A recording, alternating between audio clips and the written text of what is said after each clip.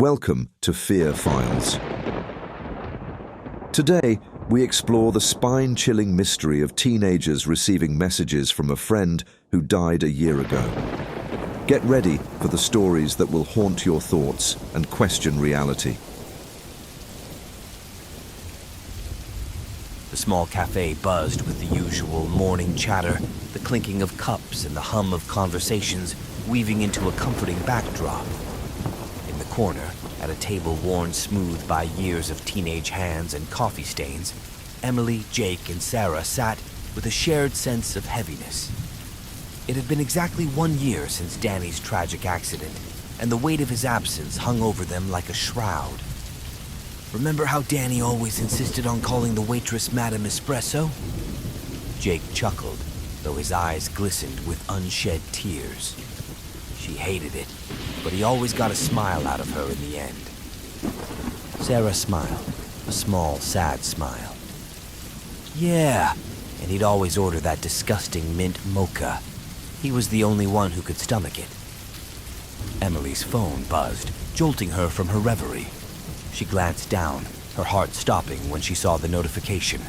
A message from Danny's old social media account. Her hand trembled as she opened it, her eyes widening in shock. "Guys, look at this," Emily said, her voice shaking as she held up her phone. The message was simple, yet chilling. "I miss you guys." Jake's expression darkened with anger. "Is this some kind of sick joke? Who would do this?" "Maybe it's just a hacker," Sarah suggested, though her face betrayed her unease. "Someone with a twisted sense of humor." They tried to brush it off, but the message lingered in their minds like a dark cloud, casting a pall over the rest of their day. Over the next few days, the messages continued. At first, they were filled with fond memories, Danny's favorite jokes, shared adventures, the close-knit bond they once had.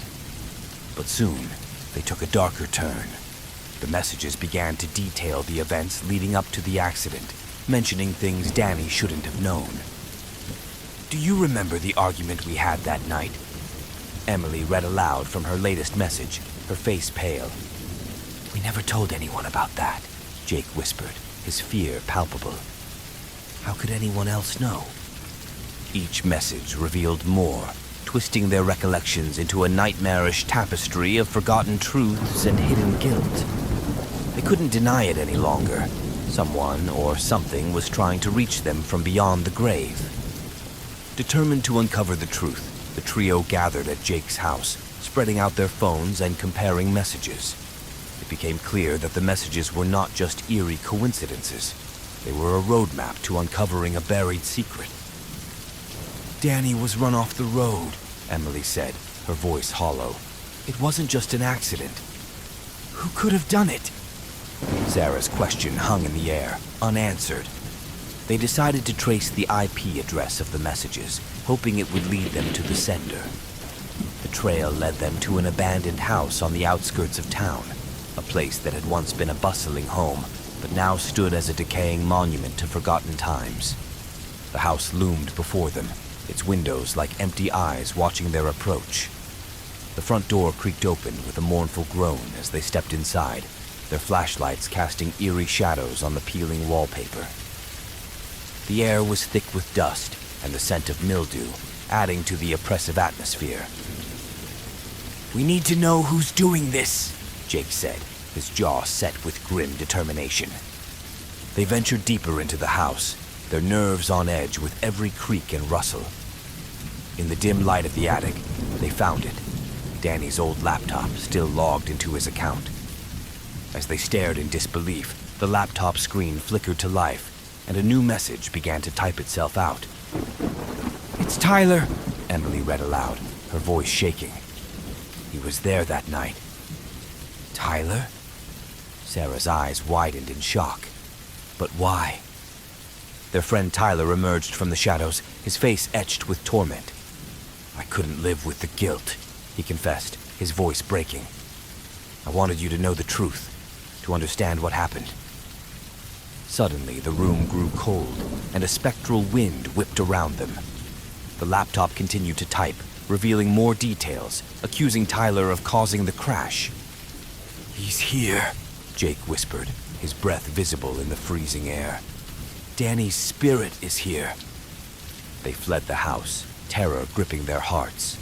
As they ran, the laptop screen kept glowing in the darkness, messages still pouring out, promising that Danny's restless spirit would not find peace until true justice was served. The echoes of that haunted night followed them, a constant reminder that some secrets refuse to stay buried, and the past has a way of returning when least expected.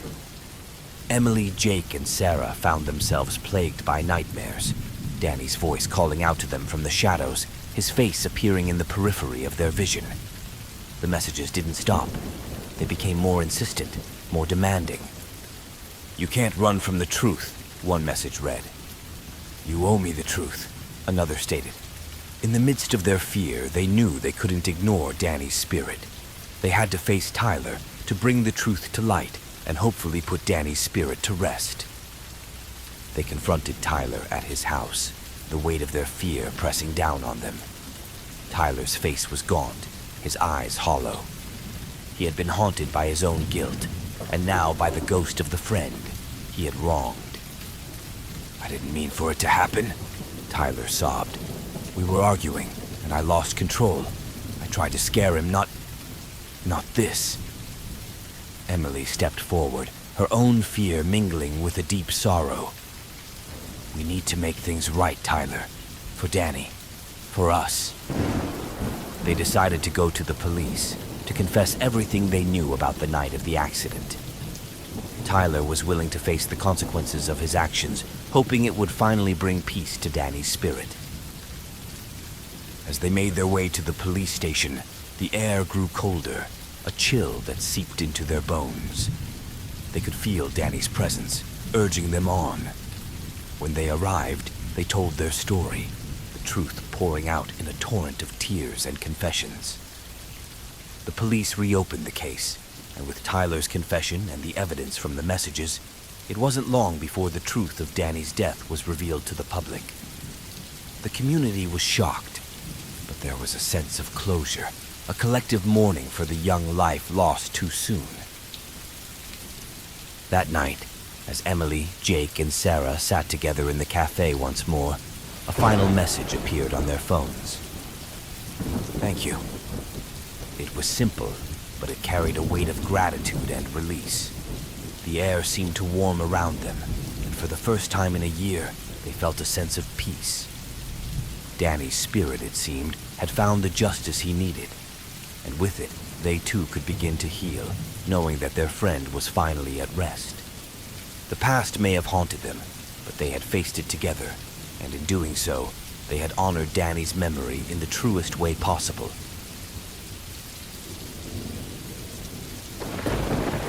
The sky hung low with dark, ominous clouds as Max, Laura, and Ben trudged through the wrought iron gates of the cemetery. The rain had held off for the moment, but the air was thick with the promise of a downpour.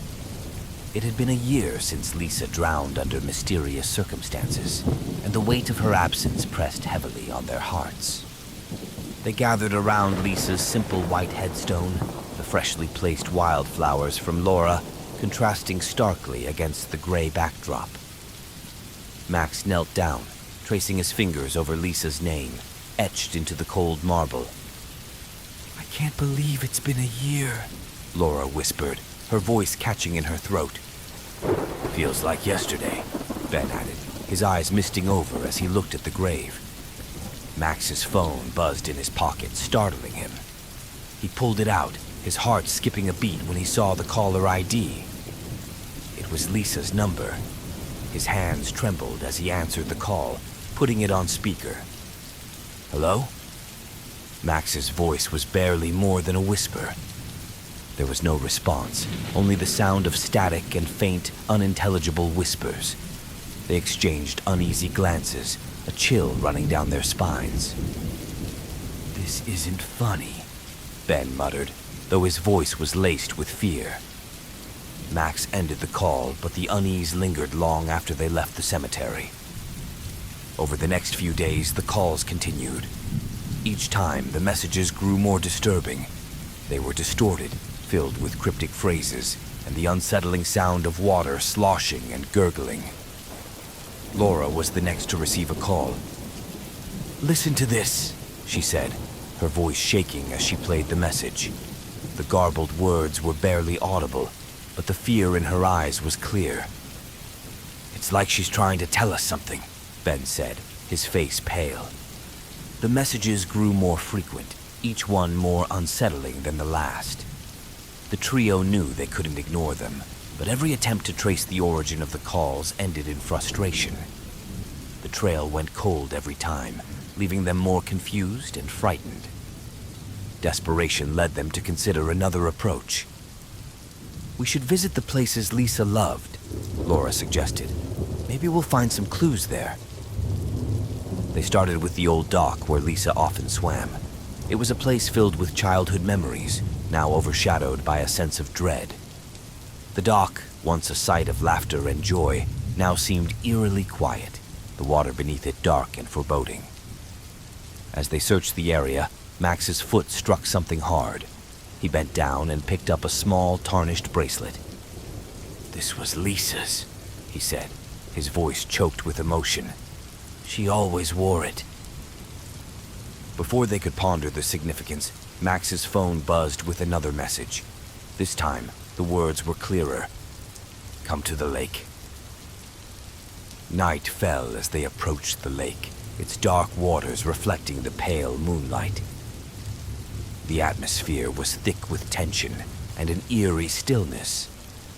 The trio moved cautiously along the shore, their flashlights casting long shadows. Near the water's edge, Laura stumbled upon a small, waterlogged diary. She opened it, revealing pages filled with Lisa's handwriting. The entries detailed her growing fear of someone stalking her, a shadowy figure who seemed to watch her every move.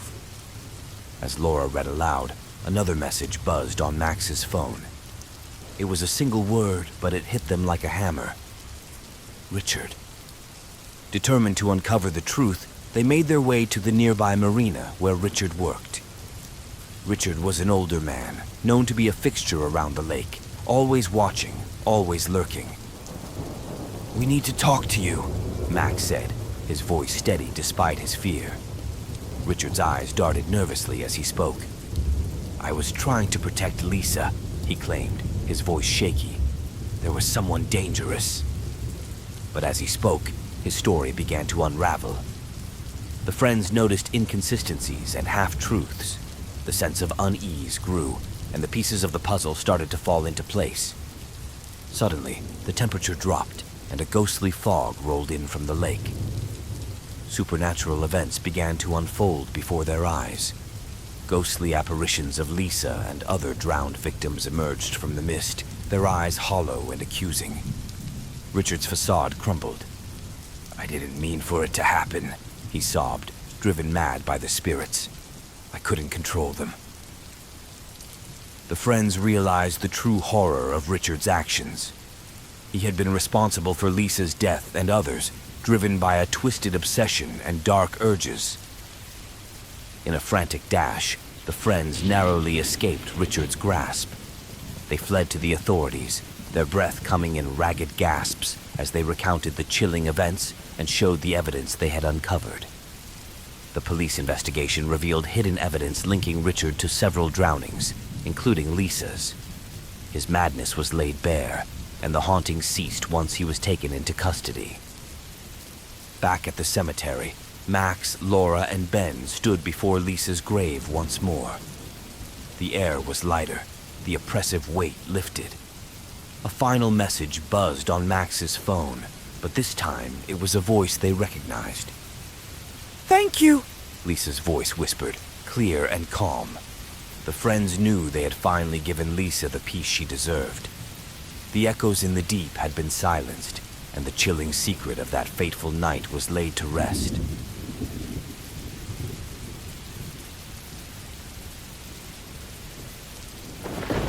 The school library was unusually quiet, the usual murmur of students replaced by an eerie stillness. Zoe, Chris, and Mia stood before the small memorial dedicated to their friend Ethan, who had vanished a year ago and was presumed dead. A framed photograph of Ethan smiled at them, a stark reminder of the friend they had lost. Zoe's phone buzzed, startling her. She pulled it out and stared in shock at the screen. "Guys, look at this," she said, her voice trembling as she showed Chris and Mia the email notification. It was from Ethan's old email account. The subject line read, "Remember me?" The friends exchanged uneasy glances before Zoe hesitantly opened the email. Inside was a photo of an old, locked room in the school basement, accompanied by a chilling message. "Find the key." "What kind of sick joke is this?" Chris muttered, anger flashing in his eyes. "It has to be someone messing with us," Mia said, though her voice wavered with uncertainty. But Zoe felt a shiver run down her spine. What if it's not a joke? What if Ethan's trying to tell us something? The thought was unsettling, but the friends couldn't ignore it. They owed it to Ethan to find out the truth, no matter how terrifying it might be. Over the next few days, the emails continued to arrive, each one containing more cryptic clues. The messages were unsettling, filled with eerie photographs and obscure hints that seemed to be leading them somewhere. "We have to follow the clues," Zoe insisted one evening as they huddled together in Chris's basement, surrounded by the glowing screens of their laptops. "But what if it's a trap?" Mia asked, fear evident in her voice. "We can't just ignore it," Chris said, siding with Zoe. "We need to know what happened to Ethan." The first clue led them to the old science lab, where they found a note hidden behind a loose brick. It simply read, "The past holds the key to the future."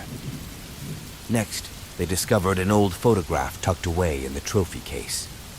It showed a group of students in dark robes standing in front of a hidden door in the basement.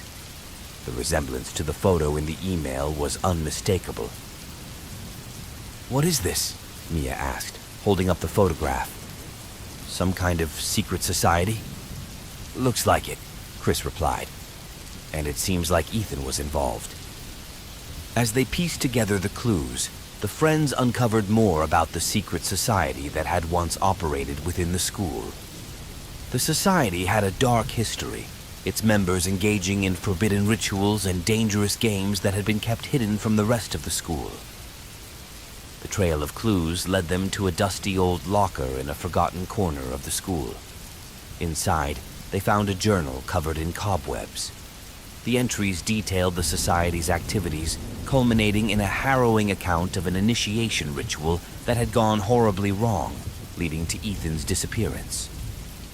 "This is it," Mia said, her voice barely above a whisper as she read the final entry aloud. "This explains everything." The journal entries grew more frantic as they neared the date of Ethan's disappearance. The final entry was a chilling account of the initiation night, ending abruptly. "We need to find that room," Zoe said, determination in her eyes. "Whatever happened to Ethan, it's connected to that place." The final email arrived with an ominous message. "Come to the basement at midnight." Armed with flashlights and a growing sense of dread, the friends made their way to the basement as the clock struck 12. The basement was cold and damp, filled with the echoes of their footsteps. They found the locked room, the same one from the photo. With trembling hands, Zoe inserted the key they had found in the locker. The door creaked open, revealing a hidden chamber filled with old relics and Ethan's last belongings. The air was thick with an oppressive, otherworldly presence. Suddenly, the chamber door slammed shut, trapping them inside. Ghostly apparitions of past victims materialized before their eyes, including Ethan. The spirits reenacted the night of Ethan's initiation, their translucent forms replaying the events that led to his death. The friends watched in horror as the secret society members accidentally caused Ethan's death, and then covered it up, their guilt and fear driving them to hide the truth. Ethan's ghost turned to the friends, his eyes filled with sorrow and a silent plea for justice. Desperation fueled their search for an escape. they discovered a hidden exit behind a loose panel in the wall and managed to flee the chamber just as the ghostly reenactment reached its climax. The next morning, armed with the journal and the evidence they had found, they went to the authorities. The school board was forced to confront its dark history, and the truth about the secret society and Ethan's death was finally revealed. As the news spread, the oppressive weight lifted from the school. The spirits, including Ethan, found peace, their unfinished business resolved. The friends stood together at Ethan's memorial once more, knowing they had done the right thing. "Rest in peace, Ethan," Zoe whispered, her heart heavy yet relieved. "We won't forget you." The forgotten secret had been unearthed, and with it, a sense of closure for the friends and the spirits of the past.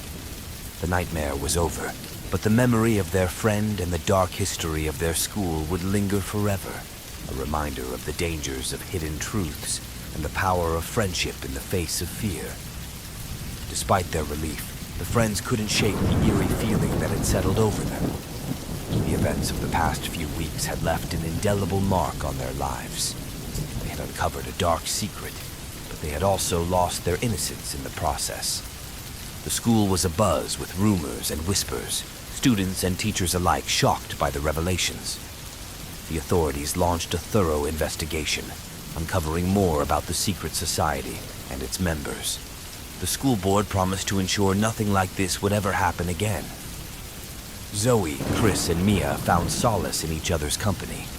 They had faced their fears together and come out stronger on the other side. But the experience had changed them, leaving them more wary and introspective. One evening, as they sat in Zoe's room, the friends reflected on their journey. "Do you think we did the right thing?" Chris asked, his voice filled with uncertainty. "We had to," Zoe replied firmly. "Ethan deserved the truth, and so did we." "But it's still so hard to believe," Mia said, hugging her knees to her chest. "All those secrets, all that darkness, right under our noses." "We'll never forget, but we can move forward," Zoe said softly. "We have to." The weeks turned into months, and life at the school slowly returned to normal. The secret society was disbanded, and the students involved faced consequences for their actions. The basement room was sealed off, a silent testament to the dark events that had transpired there. Zoe, Chris, and Mia continued to visit Ethan's memorial, each visit a reminder of their friend and the bond they shared. They knew they had done the right thing, but the experience had left them with a newfound understanding of the fragility of life and the importance of facing the truth, no matter how terrifying it might be. In the end, they had found the key, not just to the locked room, but to their own courage and resilience. They had uncovered the forgotten secret, and with it, the strength to face whatever challenges lay ahead.